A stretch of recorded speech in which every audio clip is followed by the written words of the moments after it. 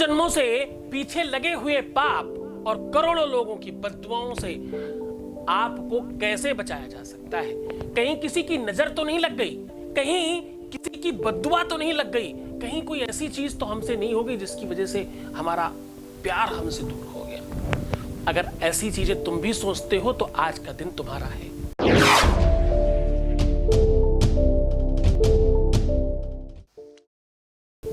अगर तुम्हारे मन में ऐसा कुछ आता है और अगर सच में तुम्हारे जीवन में ऐसी कोई अव्यवस्था है, पाप ताप, आपके बुरे कर्म, आपकी बुरी चीजें, बुरी आदतें, बुरा विचार, बुरा धर्म, बुरा कर्म और कुछ भी बुरा जो भी तुमसे हुआ होगा, जो भी तुम्हारे जन्मों में किसी भी जन्म का कोई पाप ताप है, उसे कैसे समाप्त किया जा सकता है, कैसे उसे पुण्यवती किया जा सकता है, कैसे तुम्हें पुण्य बड़भागी बनाया जा सकता है, आज उस पर चर्चा कर रहे हैं। आप यकीन मानो, विश्वास मानो कि कोई कारण तो जरूर होगा तुम्हारे चीजों को खराब होने में। तुम इंसान बेहतर हो, तुम बुद्धिमान हो, तुम सरल हो, तुम सहज हो, तुमने बहुत अच्छे काम भी तो किए होंगे।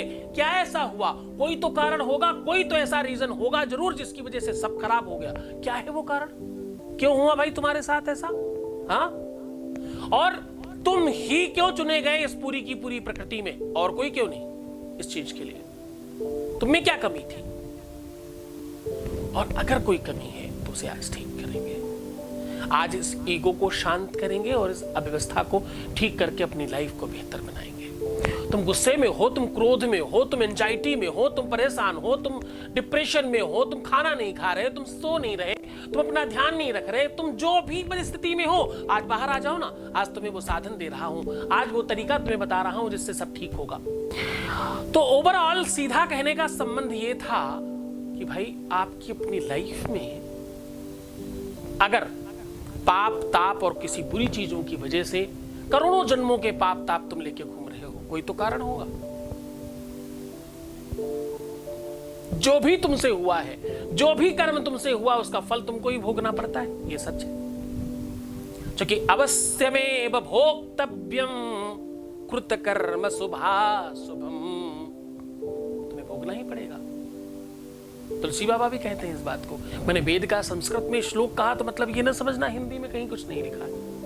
हिंदी में तुलसी बाबा ने रामायण में भी लिखा है, काया से जे पातक होई। काया मतलब शरीर, काया से जे पातक होई, बिन भोगे छूटे नहीं कोई, बिन भोगे छूटे नहीं कोई।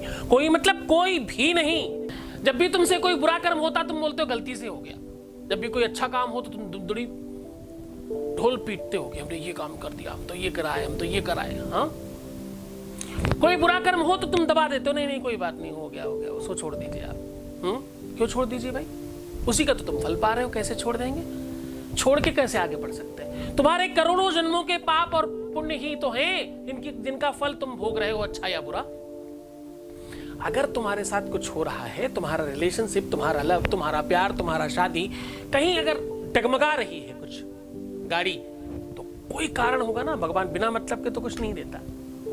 आज उस कारण का सीधा निवारण लेकर के आपके सामने हाजिर हूं। पाप और पुण्य की इस गठरी से बचाने का सबसे सरल और बेहतर और बड़ा उपाय, एक अपनी हाइट का लंबा कलावा ले ले। कलावा मतलब जो हाथ में बांधते, रक्षा सूत्र बांधते ना, उसको ले लीजिए। उसमें 7 गांठ लगाइए और दूध से धुल करके खूब सारा घी लगा दीजिए उसमें। दूध से धुल करके उसको पूरा दूध हटा दीजिएगा, तब गीला रहेगा तो जलेगा नहीं ना। फिर उसमें घी लगाइएगा। अब देखिए इसमें दूध भी है, घी भी है। अब आपको करना सिर्फ इतना है कि आपको इसको अपने ऊपर से 5 से 7 बार उतार करके कहीं पे हैंग करके उसे जला देना है। और जहां आप हैंग कर रहे हो वो अगर खुली जगह हो, अगर वो थोड़ी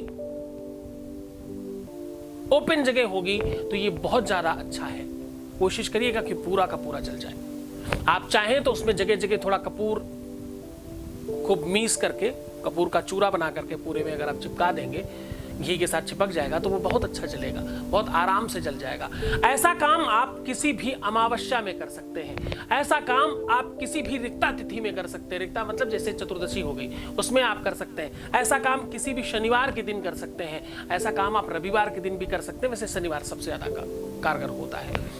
और हाँ, अपनी हाइट के बराबर का धागा हर महीने अपनी कलाई में बांधे और पूरा महीना होने के बाद उसे निकाल दें। महिलाओं के लिए बहुत खास तरीका, उन्हें महीना याद नहीं रखना पड़ेगा।